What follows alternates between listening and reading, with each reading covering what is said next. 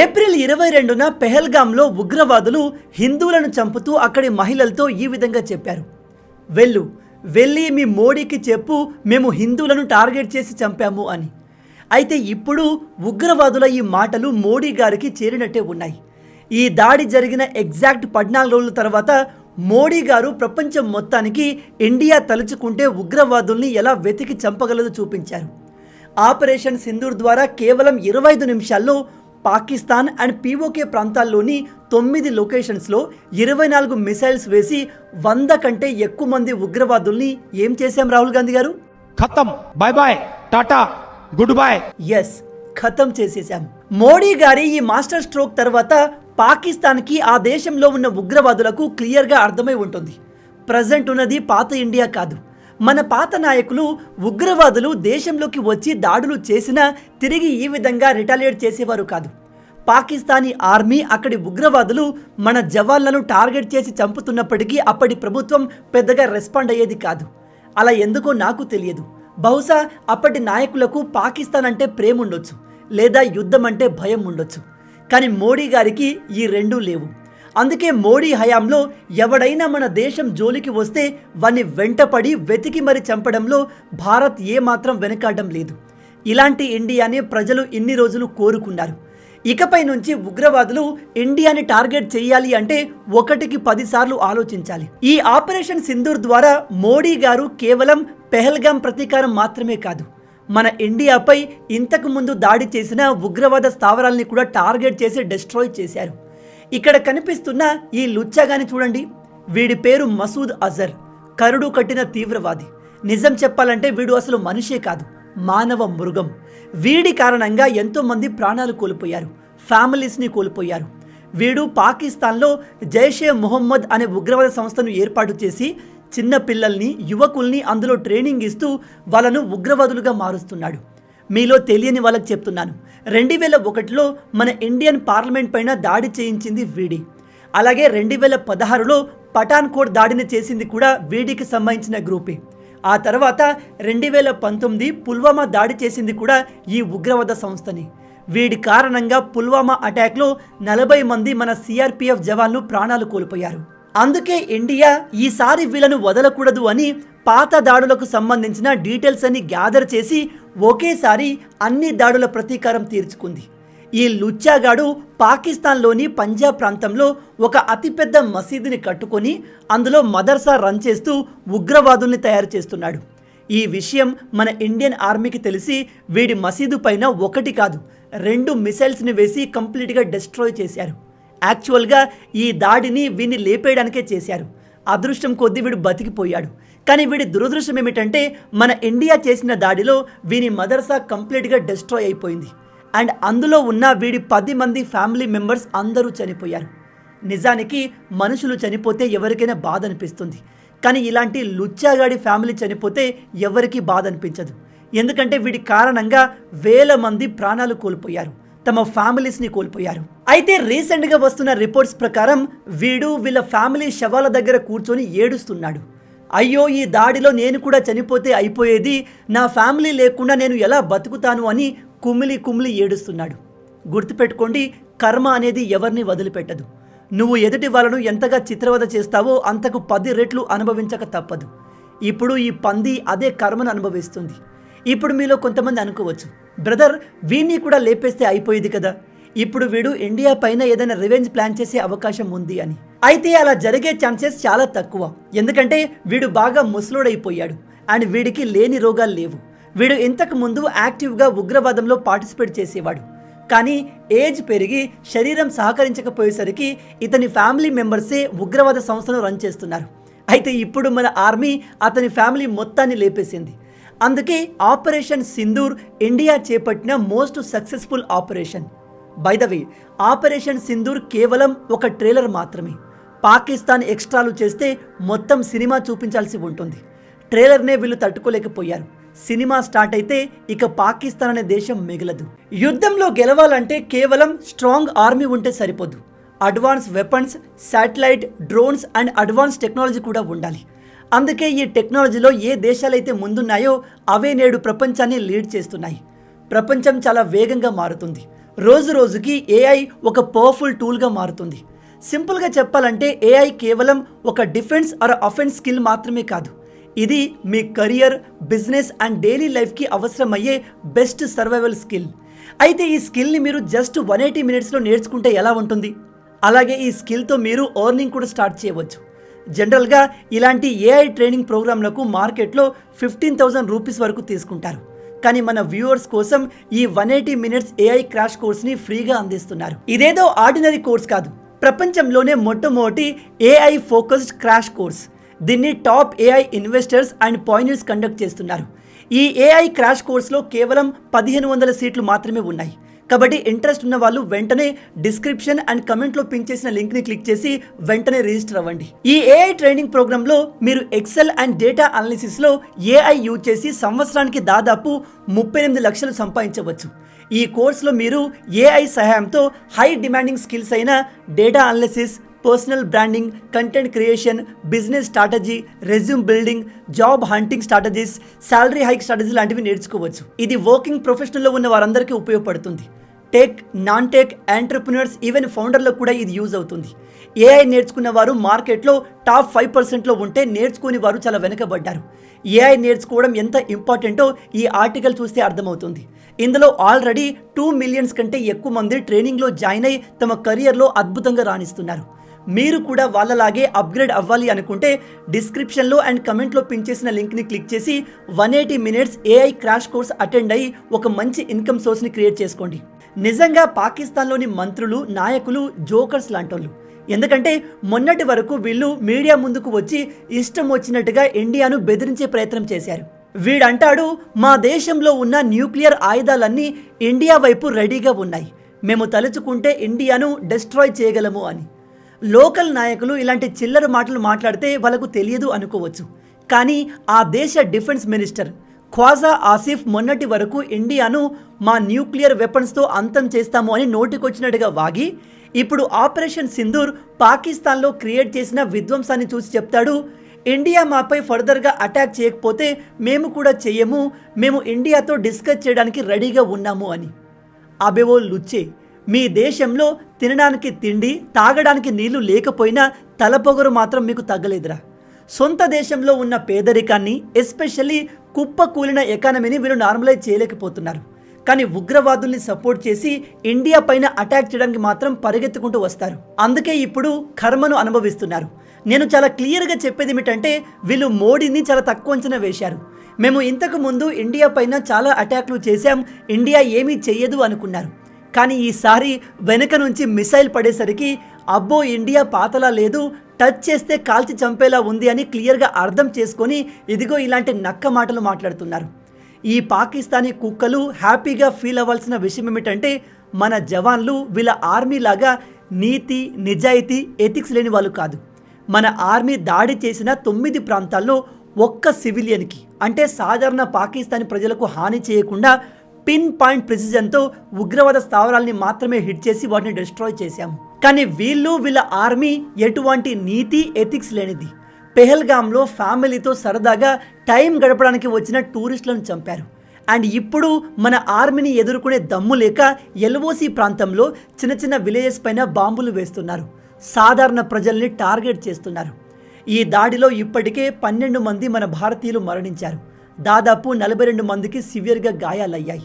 మొన్న పెహల్గాంలో దాడి చేసింది ఉగ్రవాదులు కావచ్చు, కానీ ఇప్పుడు బార్డర్ ఏరియాలో ఉన్న సాధారణ ప్రజలపైన దాడి చేసేది పాకిస్తానీ అఫీషియల్ ఆర్మీ.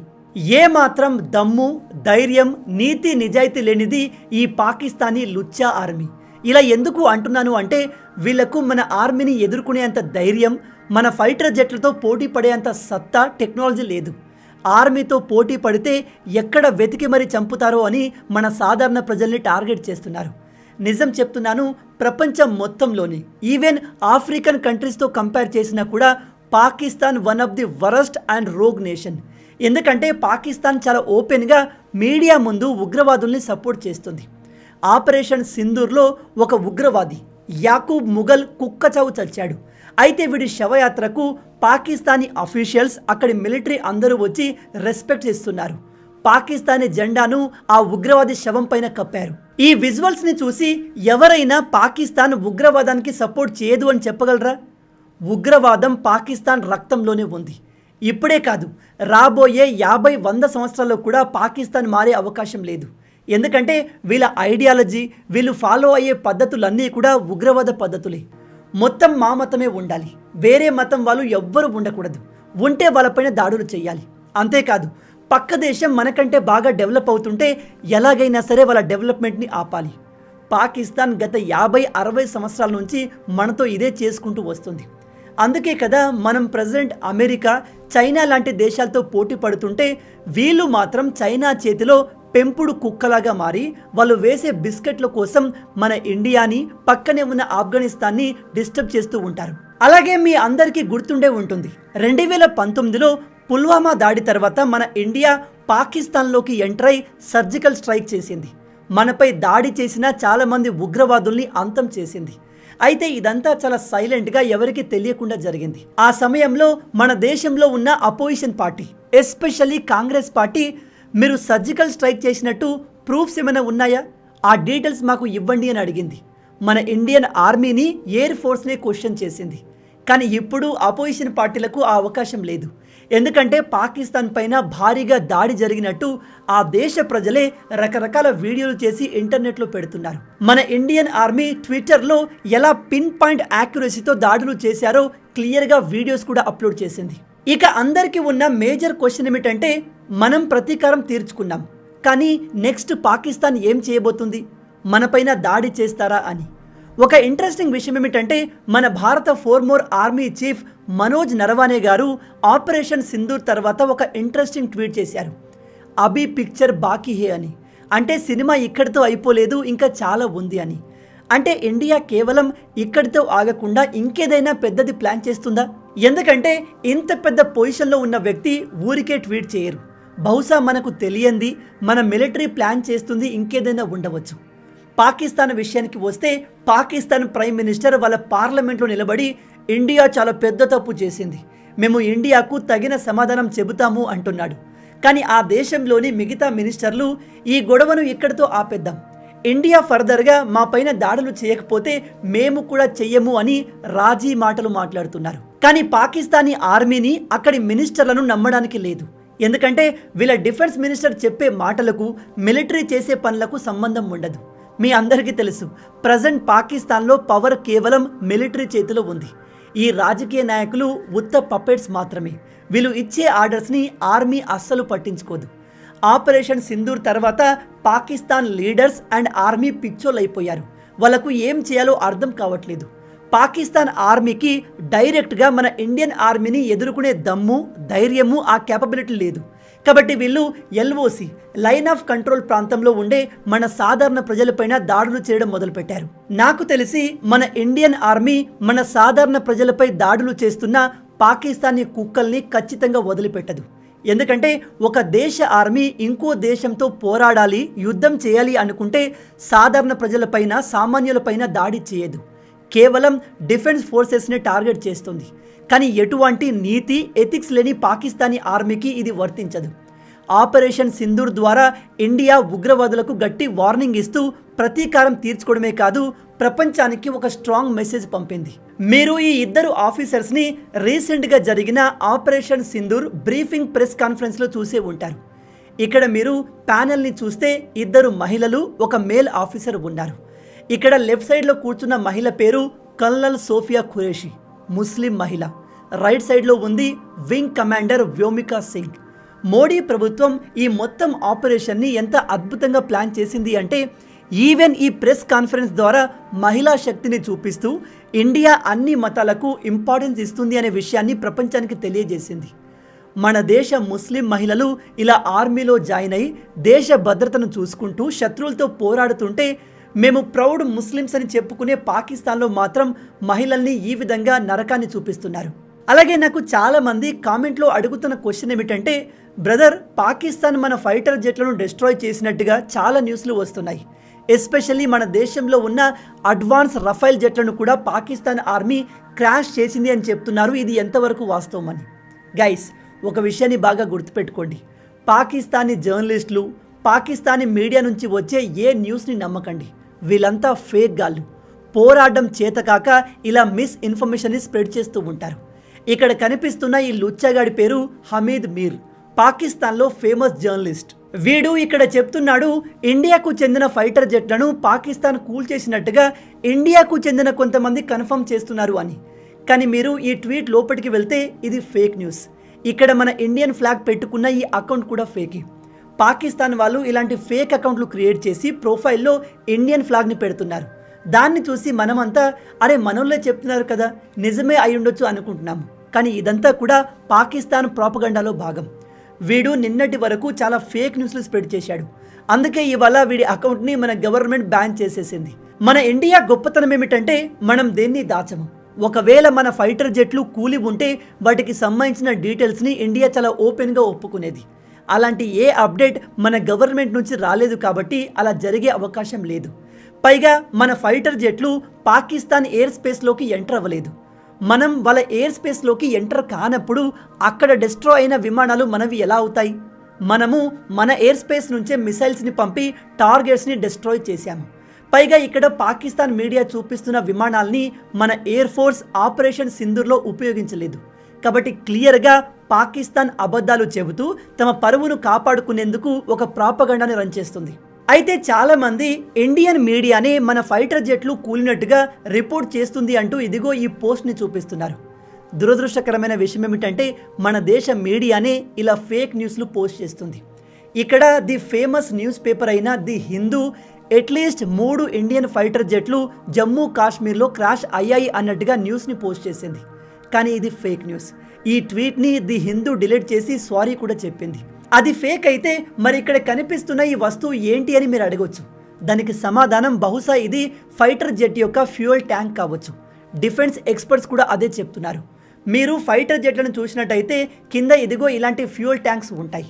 ఎప్పుడైతే ఫైటర్ జెట్ మరింత వేగంగా వెళ్ళాలి అనుకుంటుందో అలాంటి సమయంలో ఫ్యూయల్ ట్యాంక్స్ని ఇలా డిస్పాచ్ చేసేస్తుంది. ఇది రెగ్యులర్గా ఫైటర్ జెట్లు చేసే పని. అంతేకాని ఈ ఫ్యూయల్ ట్యాంక్ దొరికినంత మాత్రాన మన ఫైటర్ జెట్లు క్రాష్ అయినట్టు కాదు.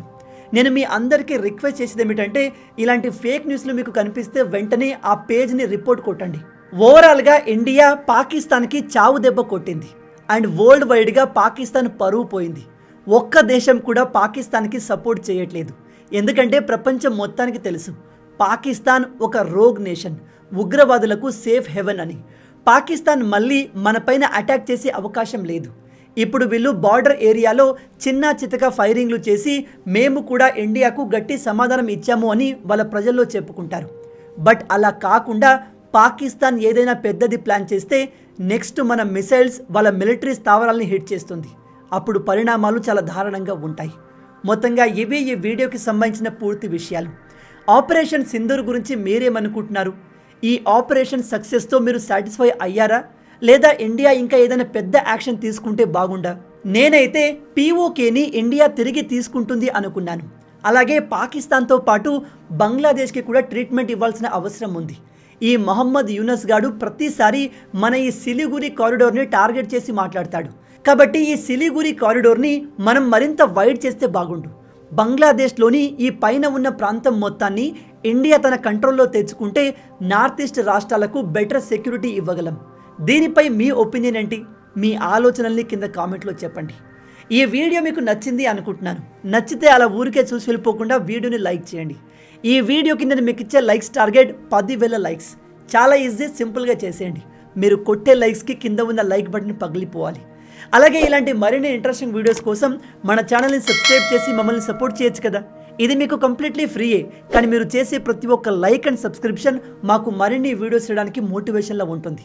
కాబట్టి వీడియోని లైక్ చేసి ఛానల్ని సబ్స్క్రైబ్ చేయడం మర్చిపోవద్దు.